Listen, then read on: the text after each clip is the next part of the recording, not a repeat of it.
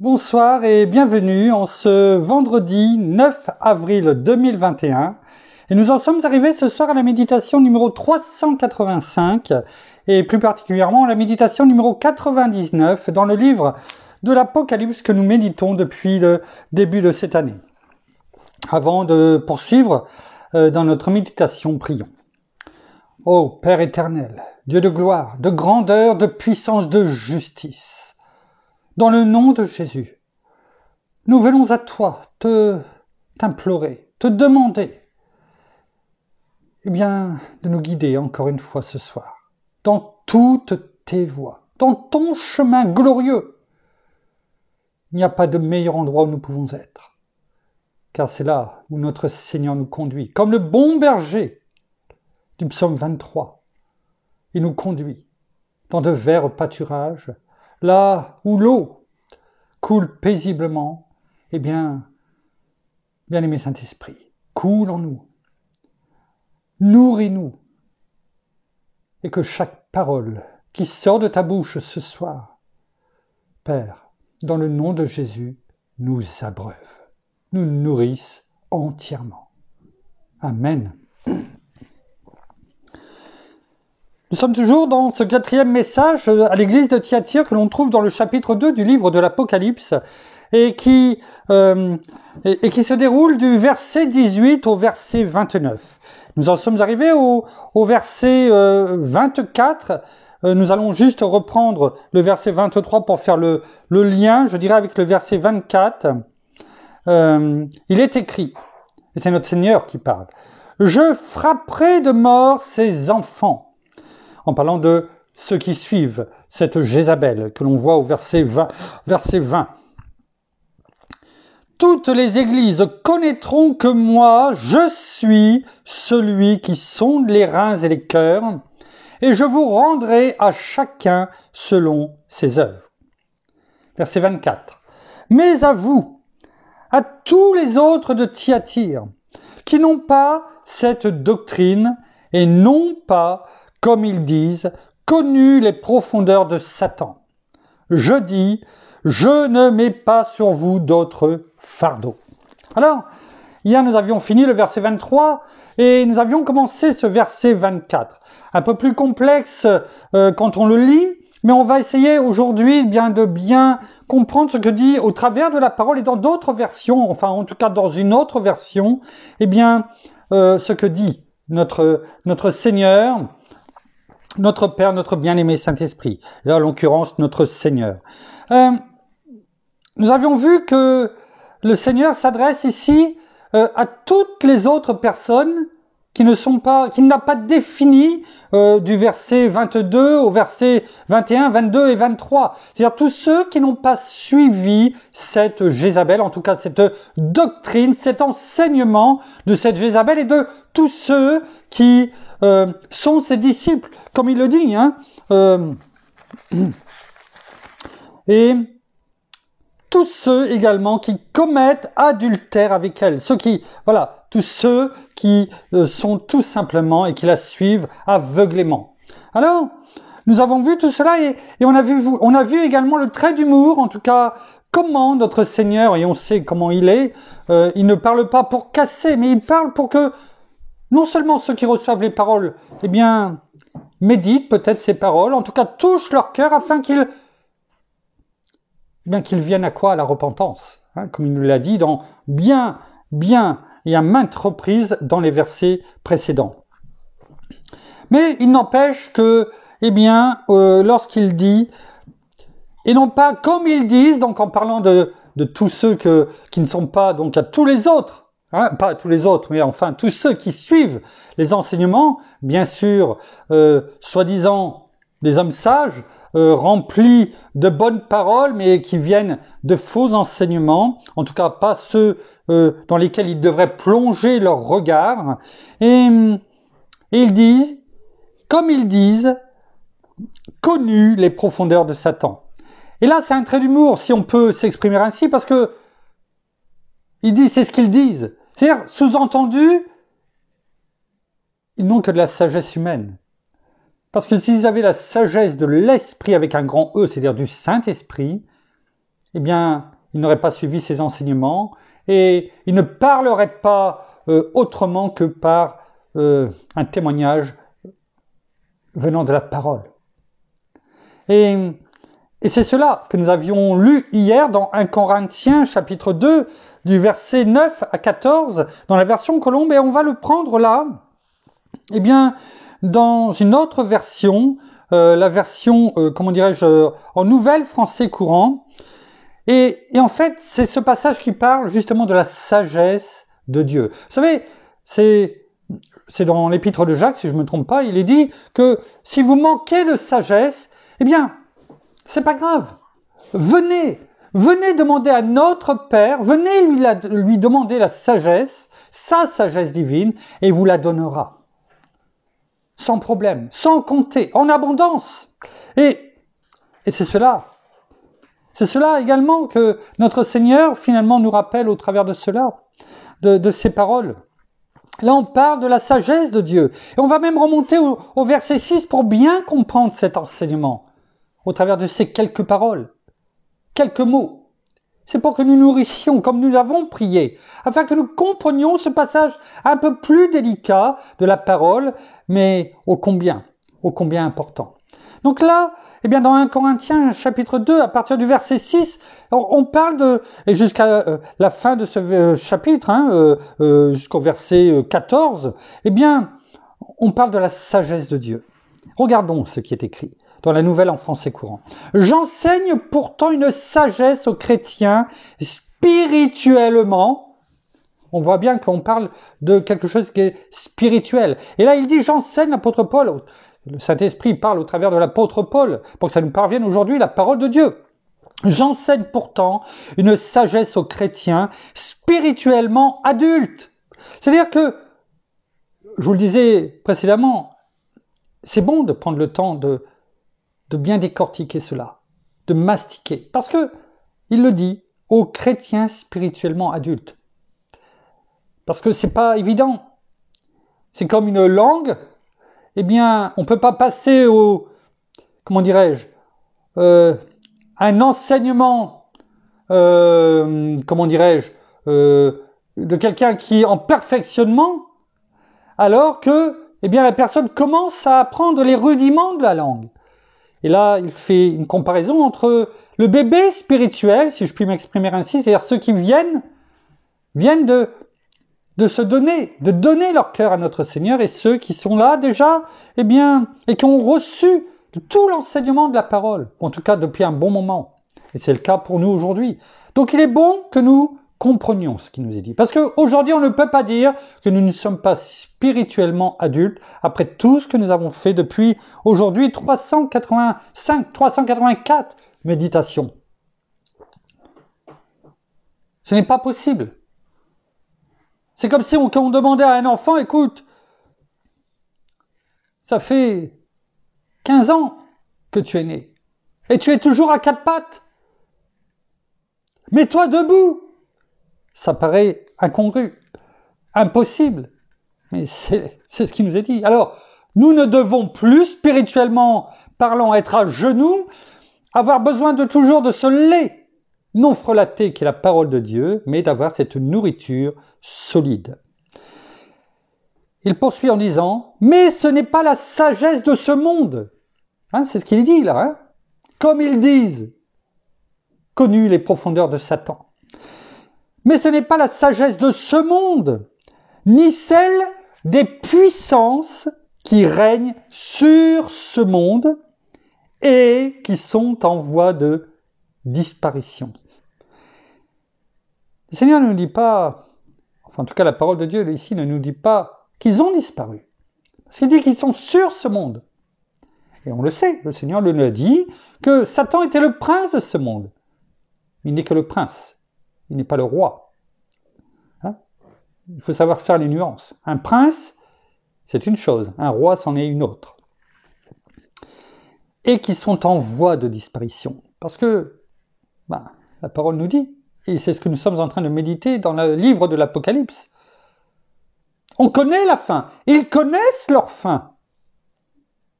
Ils sont en voie de disparition, comme des espèces qu'on essaie de protéger, mais qui sont en voie de disparition. Cela peut mettre un certain temps ou un temps certain. Toujours est-il qu'ils sont en voie de disparition, et même s'il fait tout, Satan, pour pouvoir attirer à lui un maximum de personnes à travers tout ce qui se fait dans le monde, on ne va pas le détailler, eh bien, on peut être certain d'une chose, c'est tout comme au temps de Noé, comme la parole le dit, eh bien, cela se repassera, non pas par un déluge, mais par d'autres choses que nous verrons au fur et à mesure dans le livre de l'Apocalypse, et en tout cas, eh bien, ils disparaîtront. Ils disparaîtront. À la fin, ils disparaîtront. C'est une certitude. Donc, ils sont en voie de disparition. Verset 7. Non, j'annonce quoi? La sagesse du projet de salut de Dieu. Ce n'est pas qu'un projet. Un projet, c'est quelque chose qui a été projeté, mais qui n'est pas forcément déjà commencé. Mais il annonce le projet. Celui qui avait été prévu dès avant la fondation du monde. Celui dont les prophètes ont déclaré et ont proclamé. Celui eh bien, qui lui est parvenu, qu'il connaît, parce que notre Seigneur lui a montré qui il était. Le Seigneur des Seigneurs, le Roi des Rois. La sagesse du projet de salut de Dieu caché aux êtres humains. Vous savez, un projet, afin que d'autres ne vous le piquent pas, quelquefois il faut le garder secret. En tout cas, de ne pas le révéler. Afin que d'autres ne vous le chippent pas. C'est ce qui s'est passé. Satan et tous ses sbires, tellement imbus, orgueilleux, enfin toutes ces vanités, tout ce qui était dit, on l'a dit hier, c'est justement cette orgueilleuse vanterie qu'expriment les mots comme ils disent. On en a parlé hier. Eh bien, notre Seigneur avait caché ces choses jusqu'à temps, et il l'a dit même aux disciples, cela doit rester caché jusqu'au moment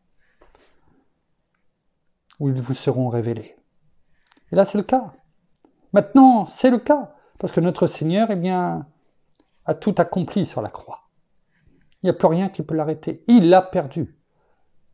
Satan. Il a perdu. Jésus, notre Seigneur, a vaincu la mort. Il l'a dit. Moi, j'ai vaincu la mort. C'est notre Seigneur qui détient les clés. Personne d'autre. C'est pourquoi la parole nous dit que notre Père lui a donné toute autorité, comme on l'a vu au verset 28 de ce chapitre 2 de l'Apocalypse. Au verset 27, fin du verset 27, que nous avions lu à un moment donné, « Ainsi que j'en ai reçu moi-même le pouvoir de mon Père. » Ouais. Rappelons-nous que tout est entre les mains. Toute autorité, tout pouvoir, toute autorité dans les cieux, sur la terre, sous la terre, là où il y a le royaume, les abysses, on en a parlé. Sur les anges, sur les dominations, quelles qu'elles soient, les principautés, les pouvoirs, les dominations, les esprits du mal dans les lieux célestes, toutes. Et notre Père nous a confié à notre Seigneur. Et en lui, nous avons toutes choses, toute plénitude, celle que notre Père a plu de mettre en notre Seigneur Jésus. Car il est en nous et nous sommes en lui. C'est bon de le rappeler. C'est un délice. Le salut de Dieu, ce projet de salut de Dieu caché aux êtres humains, donc à ceux qui ne sont pas encore en Christ. Dieu l'avait déjà préparé avant la création du monde. C'est-à-dire que tout avait été préparé, planifié pour nous faire participer à sa gloire. C'est ce que nous venons de dire. Écoutez bien, aucune des puissances de ce monde n'a connu cette sagesse. Aucune des puissances de ce monde n'a connu cette sagesse. Parce que si elle l'avait connue, eh bien, elle ne serait pas dans le mauvais camp. Vous voyez, comme ils disent, connu les profondeurs de Satan. pour parler ainsi, eh bien, ils n'ont pas connu la sagesse de Dieu. Il poursuit, et on y arrive. Si elle, au pluriel, c'est-à-dire toutes ces puissances de ce monde, si elle l'avait connu, c'est ce qu'on vient de dire, elle n'aurait pas crucifié le Seigneur à qui appartient la gloire. Voilà. Donc elle n'aurait pas crucifié notre Seigneur parce qu'elle l'aurait reconnu comme le roi, le Messie, et non pas comme un brigand, finalement. Et donc, en le déclarant Messie, eh bien, tout ce que nous voyons dans le chapitre 2, et là que nous méditons, n'aurait pas lieu d'être. Ou en tout cas, pas de la même façon. Ils auraient connu la sagesse de Dieu au travers de notre Seigneur Jésus. Mais comme le déclare l'Écriture, ce que personne n'a jamais vu ni entendu, ce à quoi personne n'a jamais pensé, Dieu l'a préparé pour qui? Pour ceux qui l'aiment. Et rappelons-nous, Jean 14, versets 20, 21, 22, 23, 24. Qui est celui qui aime notre Seigneur? Notre Père, c'est celui qui garde la parole, les commandements. Vous voyez, c'est toujours un cercle vertueux. Et ce que nous avions dit hier, donc on va finir avec cela ce soir, c'est bon de prendre ce temps. Or, c'est à nous, à ceux qui l'aiment, ceux qui l'ont reçu, notre Seigneur, comme Seigneur et Sauveur de sa vie, à ceux qui gardent sa parole, ses commandements. C'est à nous qu'il a donné cette sagesse. N'oublions pas, c'est cela. Or, c'est à nous que Dieu l'a révélé. C'est une révélation. Comme le livre de l'Apocalypse, le livre de la Révélation. Par qui? Par l'Esprit Saint, de notre bien-aimé Saint-Esprit, l'Esprit de Dieu, l'Esprit de notre Seigneur. En effet, l'Esprit peut tout examiner, même ce qui est le plus profondément caché en Dieu. Alors, à combien plus forte raison notre bien-aimé Saint-Esprit qui est en nous, dans notre esprit, c'est tout de nous. Tout. Absolument tout. Parce qu'imaginons, c'est difficile à l'être humain, au cerveau humain, mais tout examiner, même ce qui est le plus, il n'est pas dit ce qui est caché en Dieu, ce qui est le plus profondément caché. Notre Père, qui a tout créé, qui est le créateur de tout l'univers, de l'infiniment grand à l'infiniment petit. L'Esprit de Dieu peut tout examiner, même ce qui est le plus profondément caché en Dieu. Comprenons au travers de cela que, quoi que nous pensions, même si jamais personne d'être humain pourra éventuellement le savoir, Dieu le sait déjà par notre bien-aimé Saint-Esprit, avant que nous l'ayons même pensé, imaginé, avant que ça arrive à nos pensées, peut-être même à notre cœur. Dans le cas d'un être humain, et là c'est là qu'on compare, et qu'il compare en fait, tous les autres de Thyatire, c'est-à-dire qui n'ont pas succombé à cet enseignement et à cette Jézabel, et puis bien sûr tous ceux qui, eux par contre, ont succombé, toujours les deux camps, c'est de cela qu'il parle.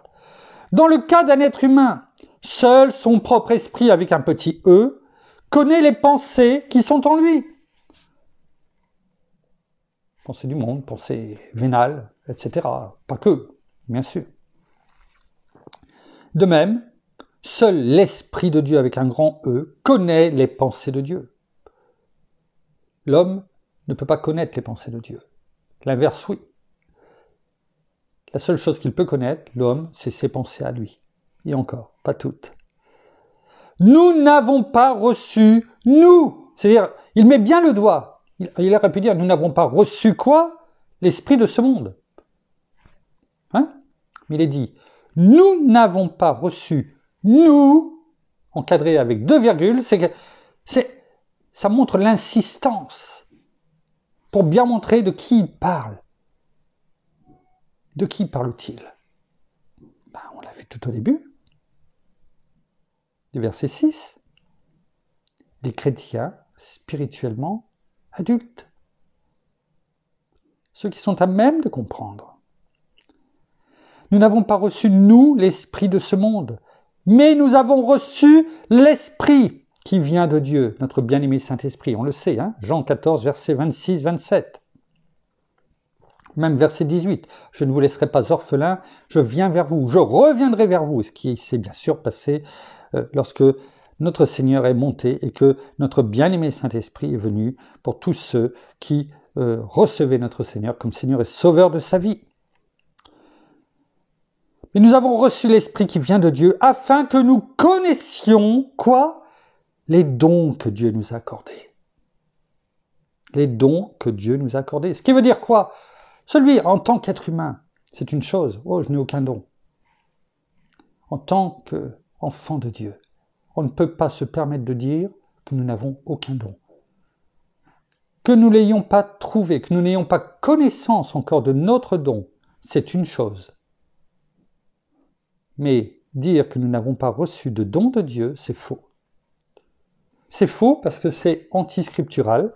Il est écrit afin que nous connaissions les dons que Dieu nous a accordés. Pas va nous accorder ou nous accordera éventuellement.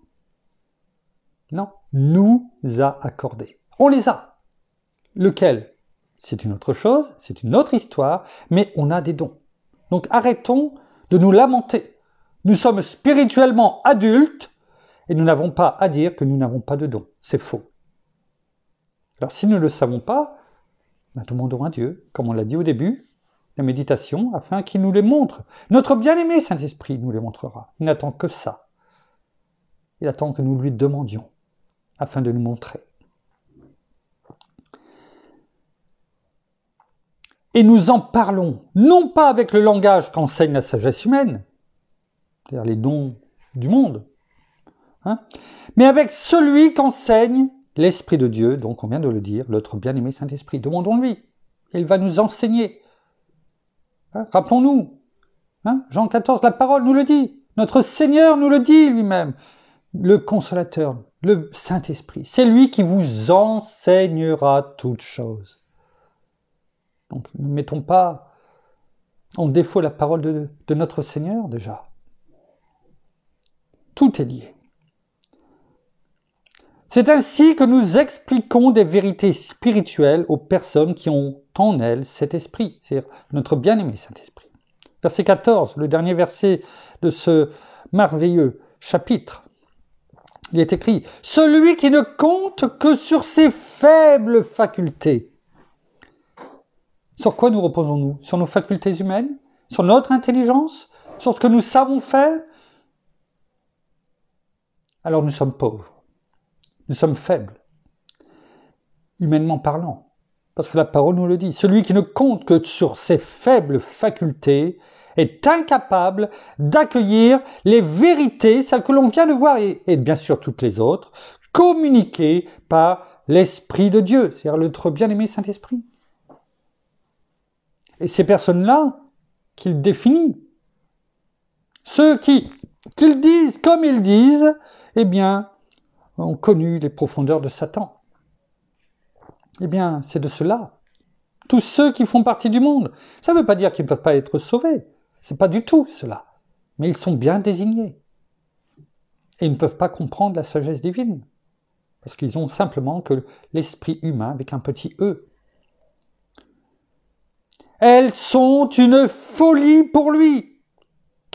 Qu'est-ce qui est, au pluriel, parce que tout le monde n'aurait pas dit son, c'est quoi qui est une folie pour lui, pour l'être humain? Les vérités communiquées par l'Esprit de Dieu. C'est une folie. C'est pour ça que nous avons dit hier qu'on peut avoir et parler avec des gens extrêmement intelligents, mais qui ne comprennent pas. Parce que pour eux, c'est trop simple. C'est trop... Viens à notre Seigneur, demande-lui pardon, repens-toi de tous tes péchés, et tu seras pardonné. Tu reçois notre bien-aimé Saint-Esprit en toi. Tu es adopté par notre Père en tant qu'enfant de Dieu. Tu deviens héritier et co-héritier de Christ notre Seigneur.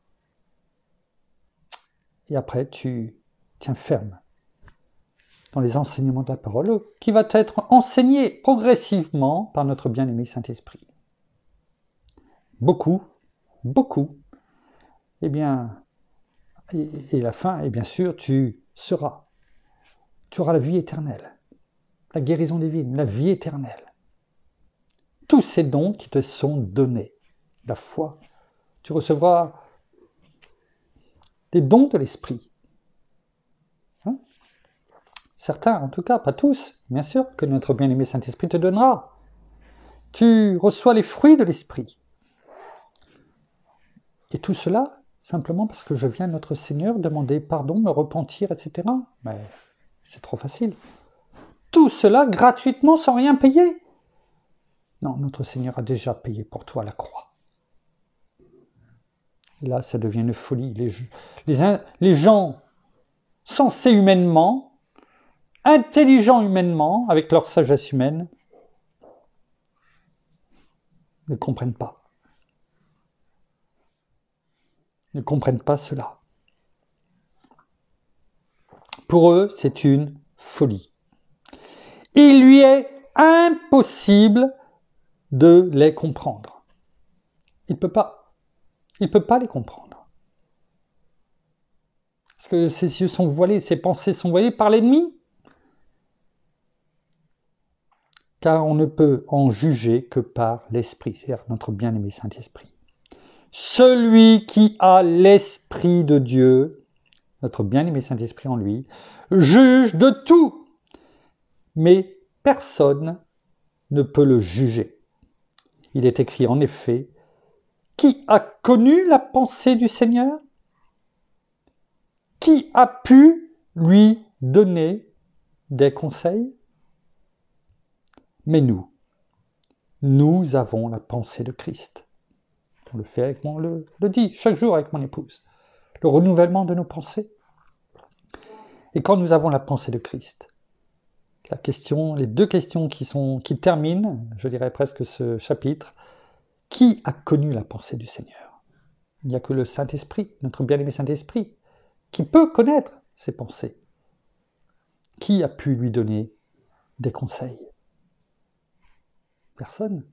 Les seuls conseils qu'il recevait, c'était de notre Père. Et il les suivait à la lettre, par notre bien-aimé Saint-Esprit. Les conseils qu'il recevait humains, c'était « ne va pas là-bas ». Ne va pas là-bas parce que tu vas te faire arrêter. Ne rentre pas, ne viens pas. En fait, le contraire de ce qu'il devait faire. C'est pourquoi il a dit à Pierre, « Hors de moi, Satan ».